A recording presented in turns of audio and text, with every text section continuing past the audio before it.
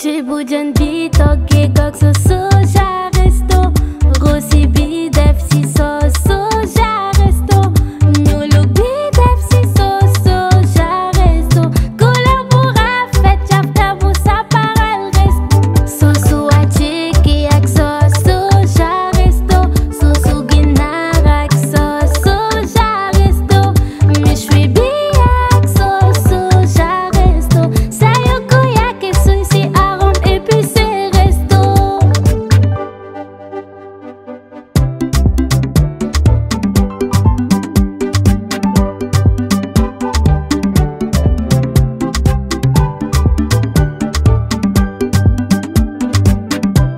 Resto, soo commencé dootoo ko bàyyi.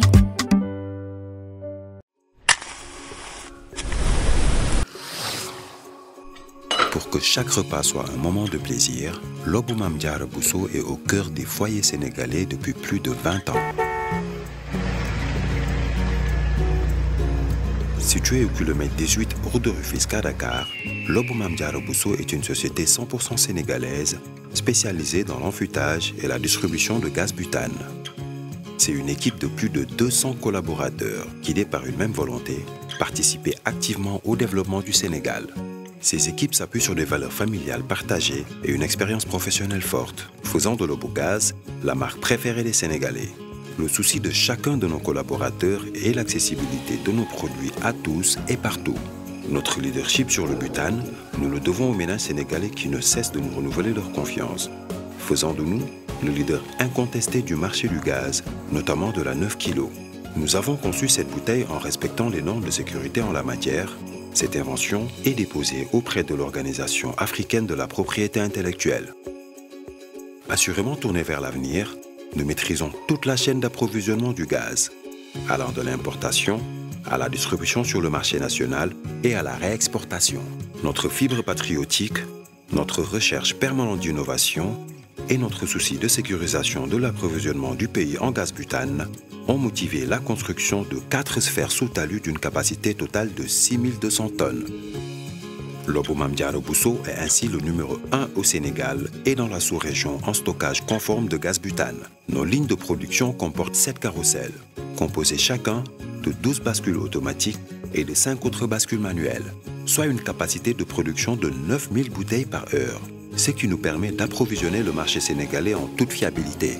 Le gaz butane reste un produit inflammable et parce que la sécurité est primordiale pour nous avons mis en place une équipe de sécurité formée et composée d'officiers de sapeurs-pompiers, de professionnels du butane et de collaborateurs. Des simulations sont régulièrement effectuées dans l'enceinte du centre afin d'assurer la sécurité de nos travailleurs, mais également des riverains. Mais nos ambitions ne s'arrêtent pas là.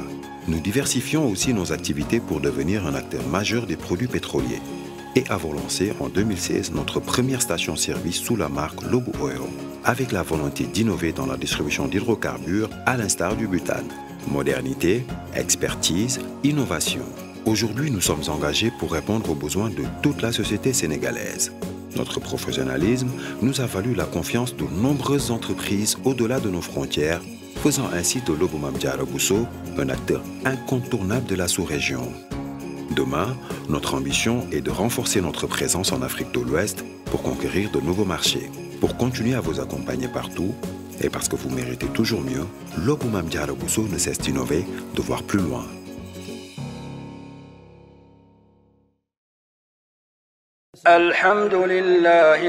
الحمد لله الذي أغناني وأعزني بتلا yéen ñi bëgg di jot waxtaan yi ak vidéo yi nga xam ne mooy am ci Ali Imran TV da ngeen di bës fii nga xam ne moom lañ bind s'abonné ba noppi bañ a fàtte laal kolos bi. Ali Imran TV mooy chaîne bi nga xam ne moo leen di jàngal seen diine jël leen yeey ci mbirum àdduna. أعوذ بالله السميع العليم من الشيطان الرجيم بسم الله الرحمن الرحيم نحمد الله سبحانه وتعالى على نعمه ونصلي ونسلم على الحبيب محمد وعلى آله وأصحابه أجمعين mbokk yi ñu ngi leen di nuyu di leen ziyaara bu baax a baax gannaaw bi ñu sante suñu borom subhanahu wa taala julli ci ngën gi bindeef di ñaan borom bi subhanahu wa taala suñuy kàddu fekk leen fa ngeen ne si jàmm waaye tamit lépp loo xam ni xéewalu alquran la xéewalu diine la yàlla na leen ko borom subhaanahu wa taala jégleel ak seen njaboot. di fas yéene waxtaane ci ay tomb yoo xam ne yu am solo ànd ak yéen ci shumuliyatul islam, muy la globalité de l'islam.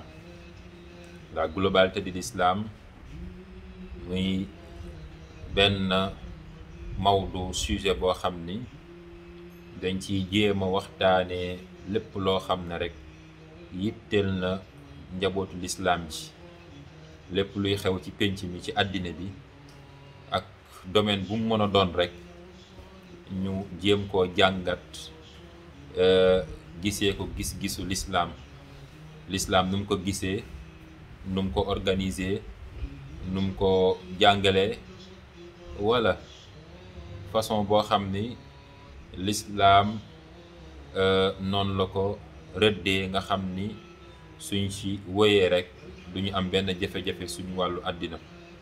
ndax li ñu gën a sonal wala li nga xam ne sax moo jur coono bi ñuy dund yëpp rek mooy li ñuy bàyyi lislaam. bàyyi lislaam nag ay façon la, ay degré la, ay dimension la. nit dina bàyyi lislaam ci façon boo xam ne teewu ko muy julli, muy woor, di génne azaka, di aji màkk, waaw, lépp loo xam ne wàllu diina la rek mu koy def. waaye li nga xam ne moom mooy ruux bi, mooy esprit bi, doxalin bi, dundin bi, système de vie bi, mu dummoy ko wala mu neenal ko. loolu benn fànn la wala ci benn contexte la ci bàyyi lislaam.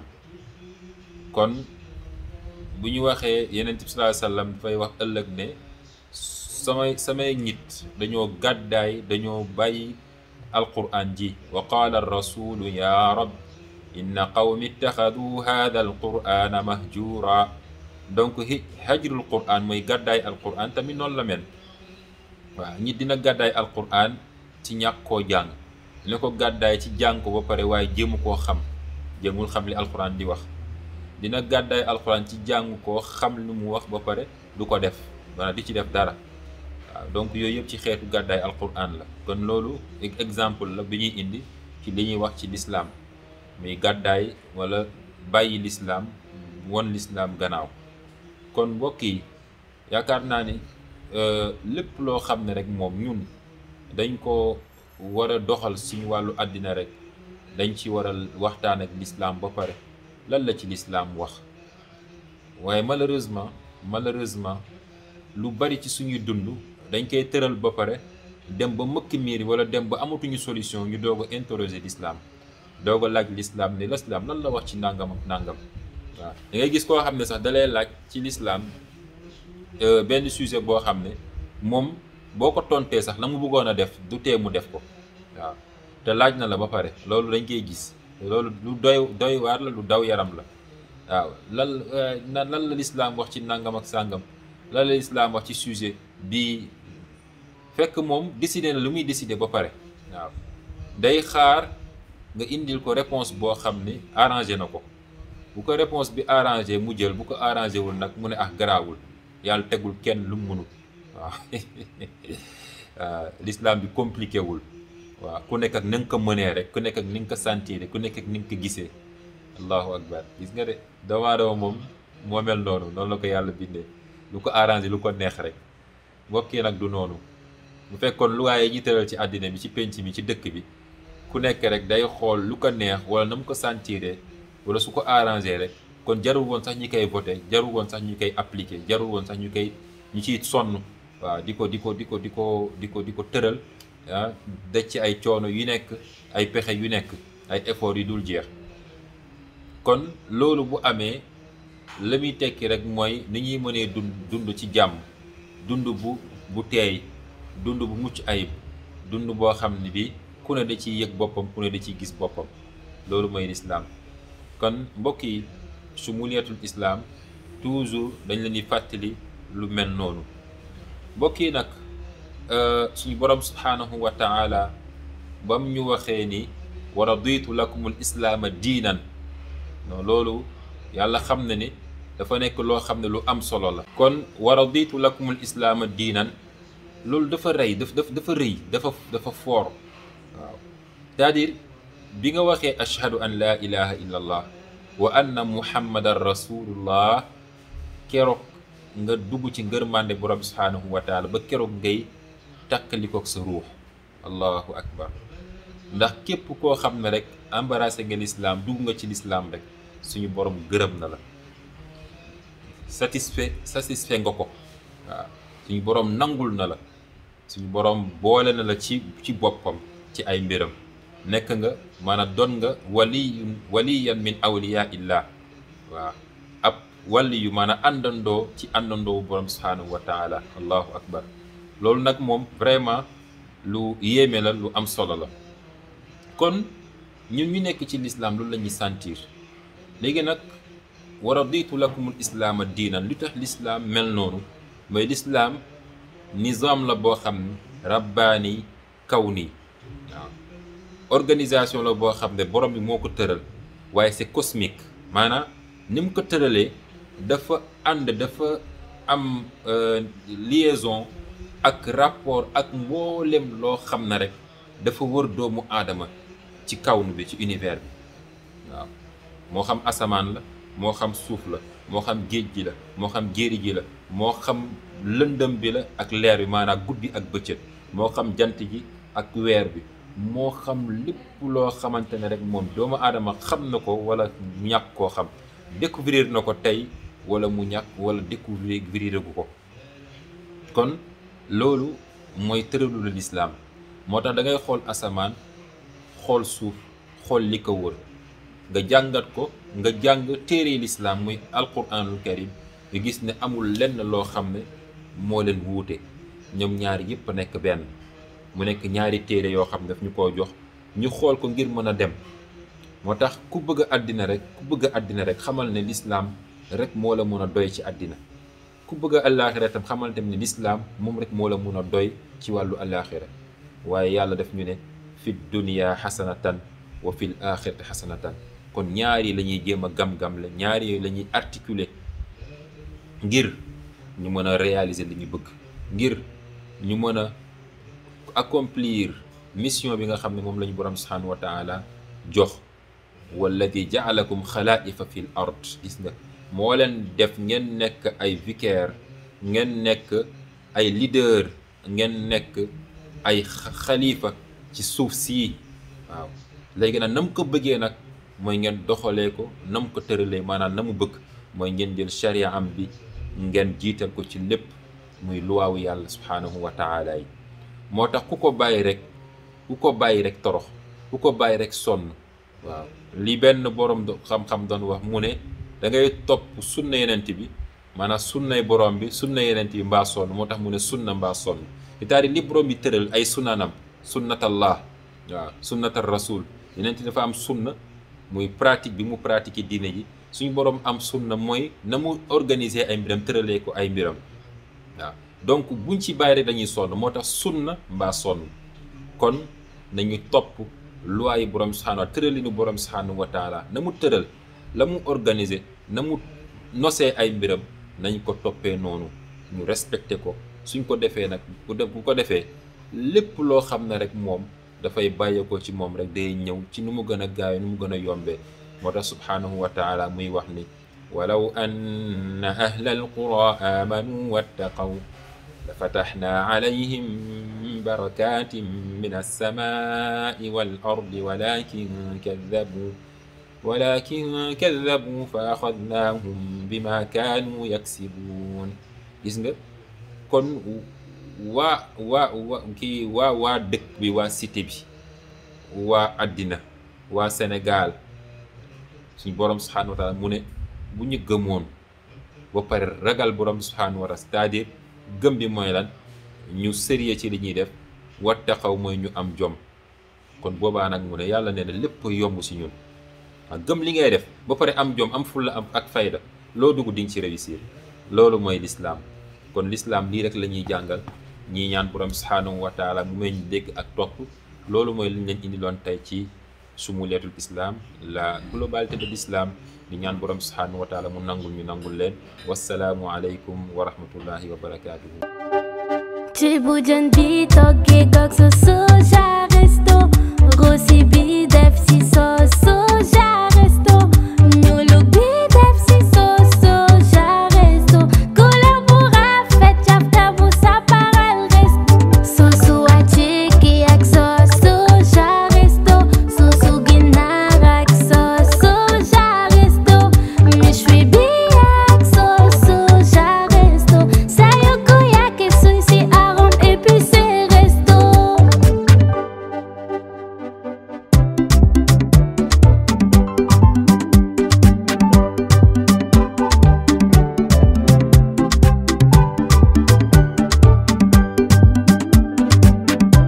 Resto, soo ko mosee dootoo ko bàyyi.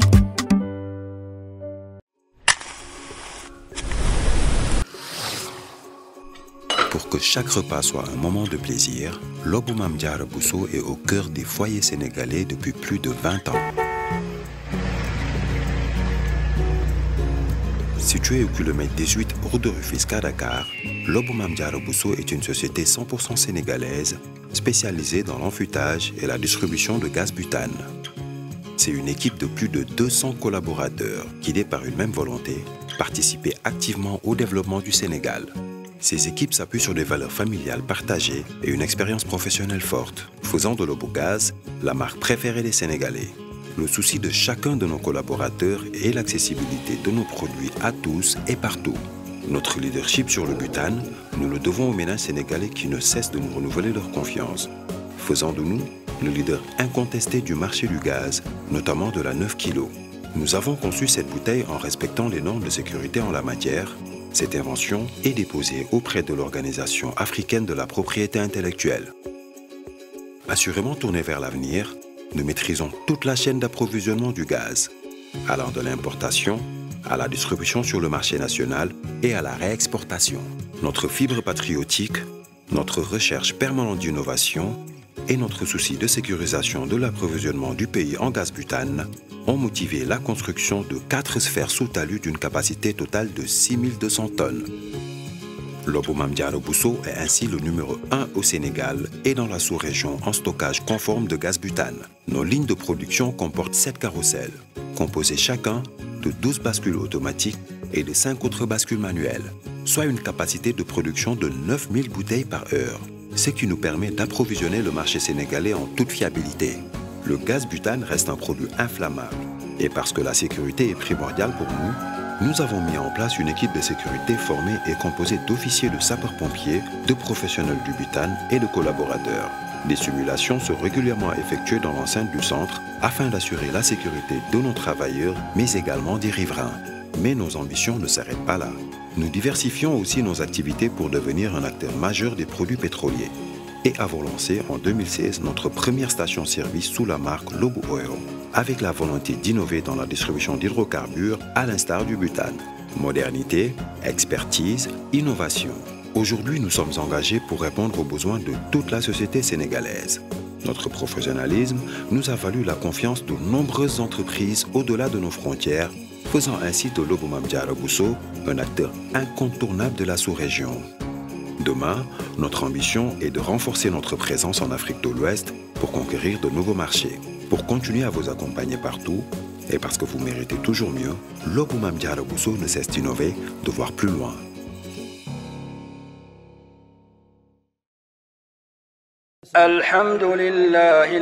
الحمد لله الذي أغناني وأعزني بتلا. yéen ñi bëgg di jot waxtaan yi ak vidéo yi nga xam ne mooy am ci Ali Imran TV da ngeen di bës fii nga xam ne moom lañ bind s'abonné ba noppi bañ a fàtte laal kolos bi.